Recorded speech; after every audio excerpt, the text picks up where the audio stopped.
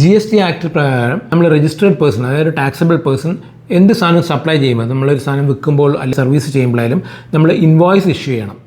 അതായത് ഏത് കാര്യം ചെയ്യുമ്പോഴും നമ്മളൊരു ബില്ല് എത്രയാണെന്ന് വെച്ചാൽ ആ ബില്ല് ചെയ്യണം. ആ ബില്ലിന് പ്രിസ്ക്രൈബ്ഡ് പ്രൊസീജിയേഴ്സ് പറയുന്നുണ്ട്. അതിൻ്റെ അകത്ത് നമ്മളെ GST നമ്പർ, കൊടുക്കുന്ന ആളുടെ GST നമ്പർ, എവിടെ നിന്നാണോ അയക്കുന്നത്, ആരാണോ അയക്കുന്നത്, അങ്ങനെ പറഞ്ഞ പ്രിസ്ക്രൈബ് പ്രൊസീജിയർ ഉണ്ട്. അത് നമ്മൾ കൃത്യമായിട്ട് ഫോളോ ചെയ്യുക.